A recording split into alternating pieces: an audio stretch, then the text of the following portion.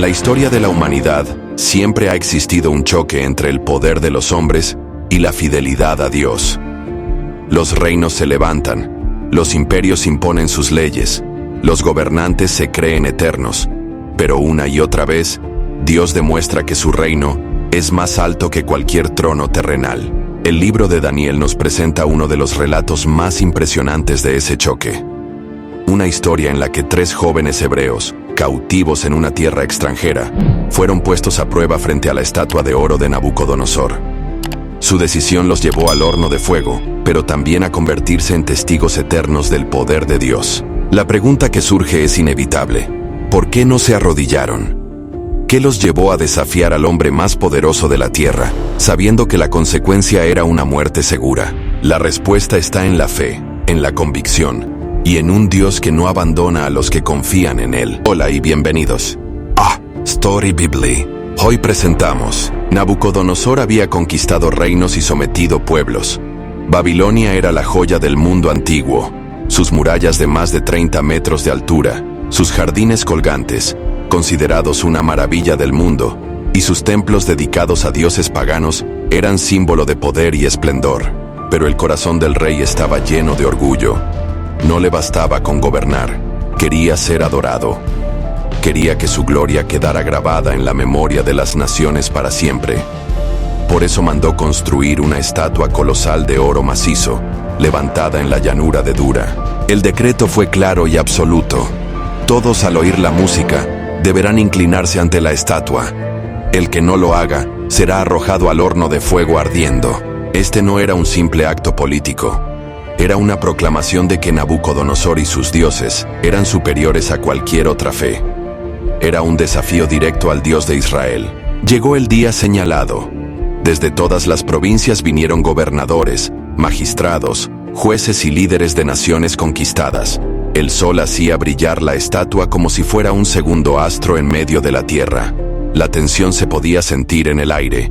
Nadie podía resistir la orden del rey. Cuando los instrumentos sonaron, el estruendo fue ensordecedor.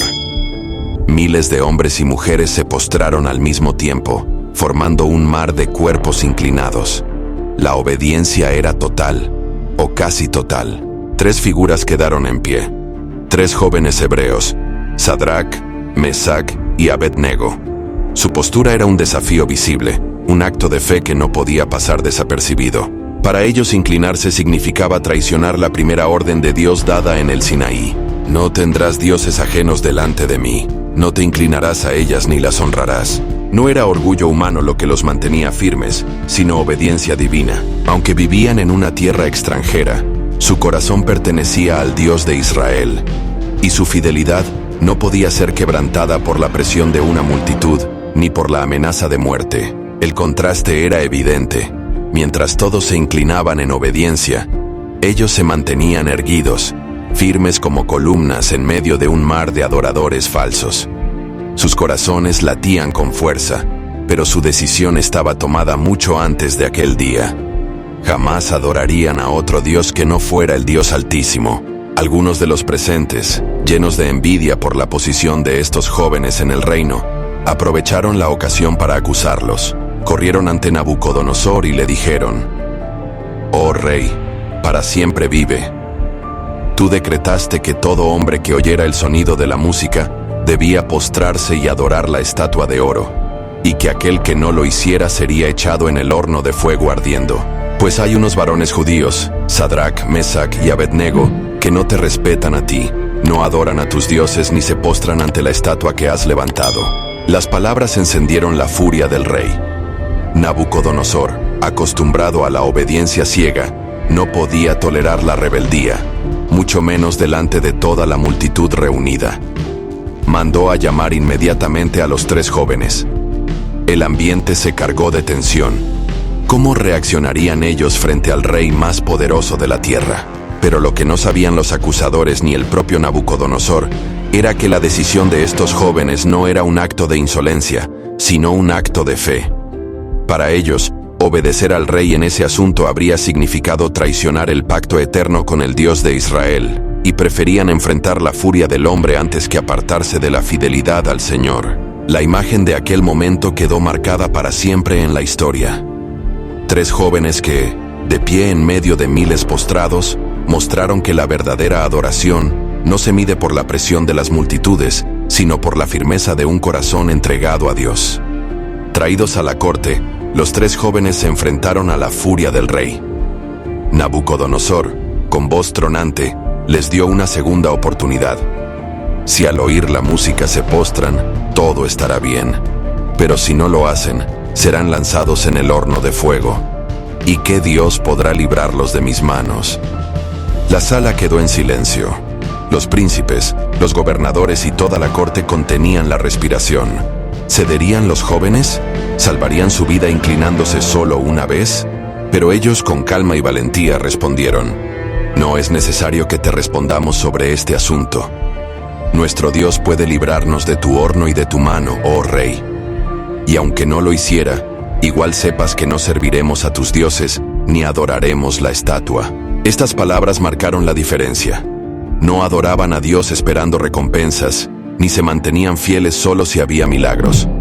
Su fe era inquebrantable, aun si eso significaba la muerte. La ira de Nabucodonosor era un fuego más peligroso que las llamas mismas.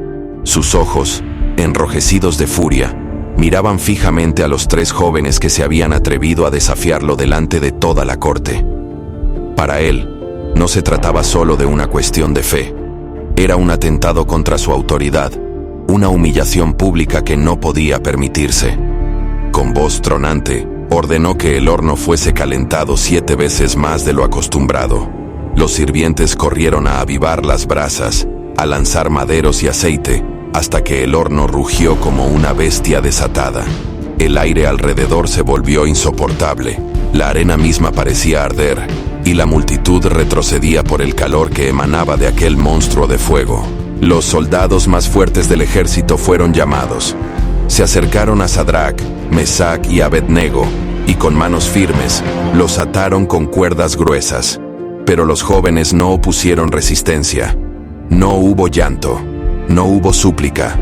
Sus rostros estaban serenos, como si supieran que aquello no era el final, sino el comienzo de algo mayor. Algunos en la multitud murmuraban entre sí: ¡qué locura! ¿Por qué no inclinarse una sola vez para salvar la vida? Otros, en silencio, admiraban aquella valentía, aunque no se atrevían a imitarla. Los soldados, sudando por el calor insoportable, arrastraron a los jóvenes hacia la boca ardiente del horno. El rugido de las llamas se mezclaba con los gritos de la multitud, y entonces, con un esfuerzo final, los lanzaron dentro. El fuego estalló hacia afuera como una explosión. Las llamas lamieron el aire con tal fuerza que los mismos soldados que habían cumplido la orden cayeron muertos en el acto, carbonizados por el calor. La multitud quedó en silencio. Todos esperaban escuchar gritos desgarradores, el sonido de cuerpos consumiéndose en segundos. Pero lo que reinó fue un silencio extraño, profundo, casi sagrado. Los que estaban más cerca se asomaron con temor, y lo que vieron no tenía explicación humana. Pero entonces sucedió lo imposible. En lugar de gritos de agonía, lo que se vio dentro del horno dejó a todos sin palabras. Los 3 jóvenes caminaban libres, las llamas no los tocaban, y sus ataduras se habían deshecho. Y junto a ellos había una cuarta figura, radiante, majestuosa, con apariencia divina. Nabucodonosor, temblando, exclamó: ¿no echamos 3 hombres al fuego? Yo veo 4 y el cuarto es semejante al Hijo de Dios. El rey, ahora con temor y asombro, se acercó al horno y clamó: Sadrac, Mesac y Abednego, siervos del Dios Altísimo, salid y venid. Ellos salieron, y los príncipes y gobernadores se acercaron para examinarlos. No había ni una quemadura en su piel, ni un cabello chamuscado, ni olor a humo en sus vestiduras. Era un milagro irrefutable. Cuando Sadrac, Mesac y Abednego salieron del horno, el pueblo se estremeció. Los príncipes, los gobernadores y los jueces se apresuraron a rodearlos, incrédulos. Tocaron sus ropas, examinaron su piel, se acercaron a olerlos. No había una sola señal de fuego en ellos, ni siquiera el humo había rozado sus vestiduras. Los murmullos crecieron en la multitud como un río que se desborda. Es imposible. ¿Cómo pueden estar vivos? ¿Qué Dios es este que los libró? Los rostros de muchos, antes llenos de burla, ahora reflejaban temor reverente. Nabucodonosor, el mismo rey que había proclamado su poder absoluto, estaba ahora temblando. Sus rodillas parecían debilitarse. Había visto con sus propios ojos lo imposible, un poder mayor que el suyo, un poder que ni sus ejércitos ni sus hornos podían desafiar. Con voz quebrada por la mezcla de asombro y respeto, exclamó delante de todos: «Bendito sea el Dios de Sadrach, Mesach y Abednego, que envió a su ángel y libró a sus siervos que confiaron en él, y que no cumplieron la palabra del rey, sino que entregaron sus cuerpos antes que servir o adorar a otro Dios que no sea el suyo. Por lo tanto, yo decreto que cualquier pueblo, nación o lengua que hable blasfemia contra este Dios, sea descuartizado y su casa reducida a escombros, porque no hay Dios que pueda librar como este». Las palabras del rey retumbaron por todo el imperio. Babilonia, la ciudad de ídolos y dioses falsos, se vio obligada a reconocer la grandeza del Dios de Israel. La estatua de oro que pretendía representar la gloria eterna del rey se había convertido en un monumento vacío, derrotado por la fe de 3 cautivos hebreos. Aquel día, el testimonio de Sadrach, Mesach y Abednego no solo salvó sus vidas, sino que estremeció la conciencia de un imperio. No fue con armas ni con ejércitos, sino con la fuerza inquebrantable de la fe que derribaron el orgullo de Nabucodonosor y levantaron en alto el nombre del Dios Altísimo. Y así, lo que parecía el fin se transformó en victoria. Lo que era sentencia de muerte se convirtió en proclamación de vida. El horno de fuego, que debía borrar sus nombres, se transformó en el púlpito más poderoso, desde donde se predicó que nuestro Dios es el único Dios verdadero. Los 3 jóvenes no se arrodillaron porque sabían que la adoración no se negocia. Podrían haber salvado su vida inclinándose, pero habrían perdido su alma. Eligieron el fuego antes que la traición, la muerte antes que el pecado. Su historia nos enseña que los hornos de fuego vendrán en nuestra vida.